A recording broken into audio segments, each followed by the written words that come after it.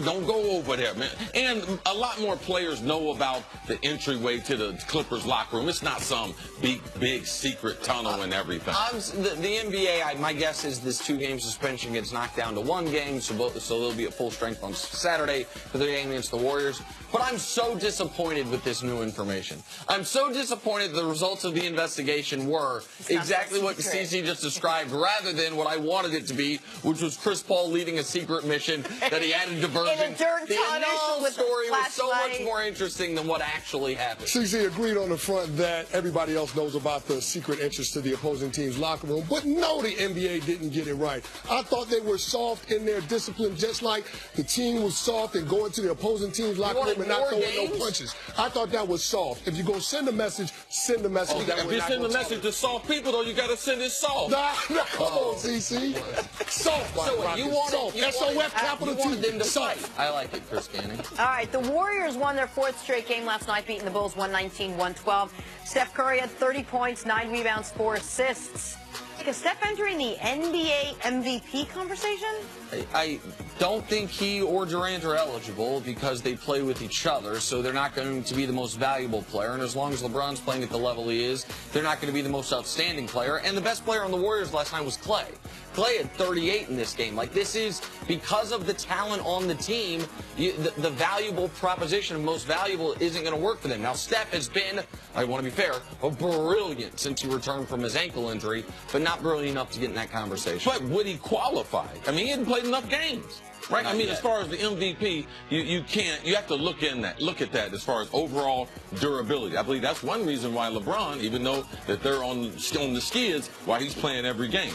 Don't just qualify himself to try to get that MVP. You're always going to have this conversation. I think Steph and Kevin Durant kind of take away from each other. Like you said, Nick, they're on the same team, but you're talking about the 2nd best player in the world and arguably the best shooter that the game has ever seen. Like that 3rd quarter that they put up combined 22 points and 6 made 3-pointers when they went on that 19-0 run. Like, that's impressive. When they turn it on, no other team can compete with them. It's more impressive when a big guy has a numbers game. All right, the Thunder beat the Lakers 114-90 behind 27 points from Carmelo Anthony. After the game, Melo said the game is starting to become fun again. Nick, are the Thunder a legit contender in the West? Or was this just 3 wins in a row and we're all getting ahead of ourselves? You remember that Cam Newton graphic that the guys made you that you love so much? The up, down, up, down, up, down? Yeah, the earthquake chart. All right, that seems to me to be the emotions of the Oklahoma City Thunder. Oh, the game's fun again. Oh, I don't know what's going on here. Like, they seem to ebb and flow week by week. Melo was very good yesterday. Now, the Lakers have been an egregious defense in the games this year that Lonzo has not played, and they've only been an average defense in the games Lonzo has played, so I wouldn't read too much into this. Are the Thunder a threat? Sure, theoretically, if they are clicking perfectly at the right time of the year. But, I mean, not a big Just threat. 2 days ago, I'm done with the referees. Oh, I'm done with them. They don't know what to do. Ain't no confidence builder against the Lakers. They're without their saving grace. Ball. Yeah. Man, they don't won like 14 straight against the Lakers. Like, that's not serious. Like, when You're look not buying the Thunder. No, I'm not buying the Thunder because you're talking about 3 ball-dominant players. They're star players. They're very talented, but they all need the ball to be at their best. And quite frankly, they haven't really figured out how to get this thing going in the right direction. They're not consistent, and it's going to show when you get to meaningful games in the postseason. I can't believe you think they need Lonzo Ball to be at their best. Well, he's been great for them. I mean, he's been great for. Oh, sorry. No, forget it. Finally, Tom Brady was limited in practice because he said that the Thunder needed the ball to be great. And I said, I can't believe they think they need Lonzo Ball to be great. The best joke's the ones you explain. Go ahead. But then don't ask me follow-ups. Tom Brady was limited in practice Wednesday. Chris Kenny, it's every day. He injured his throwing hand after colliding with a teammate. So reports are that he might be slightly affected in the AFC Championship game, but that he should still be okay. So, CC, how much trouble are the Patriots in if Brady is not 100% against the Jaguars Sunday? Well, I don't. If Tom Brady doesn't play well, there's not a whole bunch of paths to victory for them to play. But I don't think this injury to his hand, I mean, if we examine every hand, I know Tom Brady's the quarterback, we examine every hand out there, we're going to have 60 hands that have bruises on them after the divisional round and now leading to the AFC Championship. Everyone's banged up. Everyone's got soreness. Everyone's got shoulders. Everyone's got ankles, knees, everything. I'm not concerned about Tom Brady as far as his hand being dinged. Quarterbacks have these type of injuries often. By Sunday, Tom Brady will be back to 100%. So I don't believe that his hand will affect his performance. And Tom Brady, I know Tom would want this. I'm not putting in an excuse for Tom Brady. Even if his hand is injured, I'm expecting him, and he's expecting, to play at his best on Sunday afternoon. Yeah, I'm not worried about Tom Brady's hand being dinged. I am worried about him getting dinged by that Jacksonville Jaguars defensive line. So that's the main concern that I have. And I don't think Bill Belichick or anybody on that Patriots team is worried about his hand being able to go on Sunday afternoon.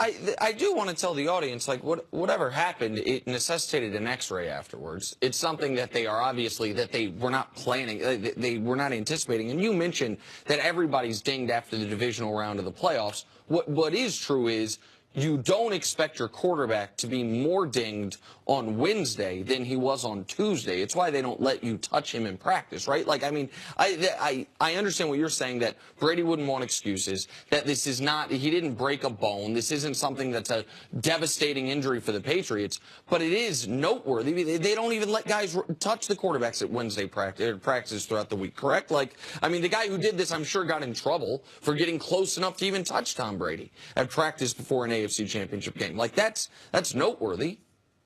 I guess. I mean, if y'all think so, like, I mean, if I guess, I mean, I've been in too many locker rooms. I've seen too many guys get hurt on a Thursday, a Wednesday, and they're okay. I'm not going to put any fuel on this, all right? Like, I don't see the reason to. Because I've seen so many guys. I had dislocated fingers on a Friday. Brad Johnson, before a big game, he's playing catch with a guy. I'm sitting there doing my tape, and I was done catching, and Brad throws me one, and I go to protect myself and dislocate my finger on a Friday before the game. Don't nobody want to care about it. Don't nobody care about it. I still went out there on Sunday and did what I had to do. This is par for the course. This is what we do, and this is what you should expect of football players, especially playing in January. For what it's worth, I still care. I would have cared. I did care. I do care. Right, and it's not as if I don't think injuries are significant, because when Tom Brady missed Wednesday practice during the season, I thought it was significant.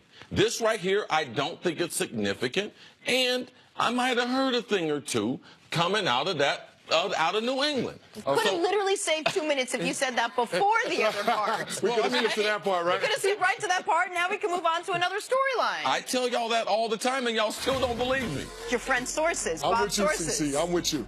All right, let's talk about this game. Now, I'm not a betting He girl. drank some of that Tom Brady juice, and it went away. Okay. Little TB12 action. Avocado ice cream. Chris Kenny, you don't know this about me. I'm not exactly a betting girl. I mean, I'll win $20 at the slots and literally leave Las Vegas immediately. But New England is favored by more than a touchdown in this matchup. I might bet that. Tom Brady is playing in a conference title game for the 7th straight season and the 12th time overall. Jacksonville defensive end Calais Campbell acknowledged it'll be difficult to throw Brady off his game. It's tough, you know. I mean, you have to try to mix it up. But honestly, he's seen it all. You know, I mean, he's played against this defense, a few times. He's familiar with it, and so it's gonna be hard. But at the end of the day, we got to just keep trying to mix it up. And the biggest thing, for us to be successful is we have to harass him, just make him uncomfortable. I mean, he's, obviously he's the best player to ever play this game for a reason. But at the end of the day, we have a lot of guys who can make plays, and we have to just take advantage of opportunities. Chris Kenny, this Jaguars pass rush is no joke. What do the Patriots, what did Tom Brady have to do to tackle that? Well, I think Bill Belichick is going to have to help Tom Brady with formation and scheme. When you look at the personnel of the Jacksonville Jaguars, they got two of the best corners in the league, Jalen Ramsey, All-Pro, A.J. Boye. Like, outside of the numbers, I don't know that you want to attack the Jacksonville Jaguars defense that way. So I think that a lot of throws are going to happen in between the numbers, crossing routes, option routes by those receivers. Take advantage of the matchups which you have with the linebackers and those nickelback. That's what you're going to have to do in terms of being able to move the football with your skill position players. Up front, I think a lot of that will be the formations, going with some YY looks, some inline tight ends, cut splits by the wide receivers, your tight end in a nasty split, being able to chip on those edge rushers. It's always easier to break down the pocket from the outside than it is on the interior because you typically have more space. So it's going to be imperative that Tom Brady gets help from Bill Belichick in terms of being able to take care of those edge rushers, Yannick Ngakoue and Dante Fowler. You're going to have a plan for those guys. But the one thing that you can't account for is interior pressure. There's only so much help that those three can get on the two guys inside. Yes. And so somebody's going to be left one-on-one. If you rewind back 2 years ago and look at that AFC Championship game in Mile High, Malik Jackson was the star of that game. That was the difference. Now, Wade Phillips did some things creatively on the defensive side of the ball. Everything was out of a split safety look, cover two, but you didn't know if it was cover two, two-man, if it was going to be man-free. He changed up the coverages and changed up the different rush points, but ultimately you had four amigos getting after the quarterback. And that guy on the interior, that three technique that's responsible for putting that quick pressure in the A-gaps on Tom Brady, that was the guy that gave the Patriots offense trouble. And so when you have that, not only from a pressure standpoint and being able to get Brady on the ground, but in terms of interrupting the passing lanes and getting your hands up, that's going to be one of the things that affects Tom Brady. If the Jacksonville Jaguars can do that, they're going to give themselves a chance in this game. And on the other side of the ball, if the Patriots can neutralize that and keep a clean pocket and allow Tom Brady to step up, they'll be able to have success. You've talked a ton about that in these games, ideally, whether it's your pregame preparation, your game plan, whatever it is, you keep to the script of what got you there. That ideally, you don't have to do anything either as an individual or as a team drastically different than what you've done to get to a conference championship game. That's what bodes the best for the Jags defensively. Only one team in the league rushed the passer more often this year with just 4 guys. The Jags were second in the league on percentage of plays run where they rushed 4 guys. The Jags, now, how successful were they? They ended the year second in the league in sacks. Yeah. So they were super successful. So they haven't been a team that's had to blitz throughout the season to get to the opposing quarterbacks. Now, they will, I'm sure, and I think it's something you're going to talk about, switch maybe some alignments up, switch some things up, maybe switch some different, have guys in different places than they typically would be in to throw a slightly different look at New England. But the Jags are not a team that has thrived on the blitz. We saw when Dick LeBeau was in Pittsburgh, the Steelers would have all this success throughout the season, didn't have a lot of success against Brady and the Pats. What's one of the reasons? The way they got pressure historically in that under Dick LeBeau, that zone blitz scheme, sending a bunch of guys. And we've talked about the stat. From 2007 to 2017, Tom Brady threw 90 touchdowns and 0 interceptions when facing 6 or more rushers. Like, he didn't throw a single pick against a heavy blitz. So the Jags don't rely on that. That does bode well for them, and I'm sure they'll change some things up going into this game so they see something slightly different. Yeah, I think it's very important that the Jags, because New England will be prepared for their outside rush. And typically, you don't see a lot of people, besides Von Miller a couple times, Cliff Averill when he was there in Seattle, being able to come all the way around the edge and also get back into the pocket, because Tom is not going to sit deep in the pocket. That's why I believe it's important to collapse the pocket. If I'm Jacksonville, I would try to get as many snaps as I can with my biggest and best defender, that's Calais Campbell, and I would put him on Shaq Mason, the right guard, or on the center. These are both undersized guys. They are really small. And if you're talking about a size mismatch, a strength mismatch, an ability mismatch, because only way they can help from being soft in the pocket is by bringing the back in the middle. And if they bring the back in the middle, it helps with your pass coverage. Now, typically, New England likes to chip the backs on the outside or release the backs through the line of scrimmage into their pass route where they typically have option routes. So if I'm Jacksonville, that's what I'm looking to do. I'm looking for Malik Jackson and Calais Campbell to wreck the interior of New England. If they are going to win, it's because that part of the game has happened. And CC, another thing that the Jacksonville Jaguars can do is take a page out of what the Denver Broncos did to try to help their edge rushers out. They chopped up the front. What I mean by that is running ET games. Have the end be able to come inside on that tackle, because that tackle's out there on the island.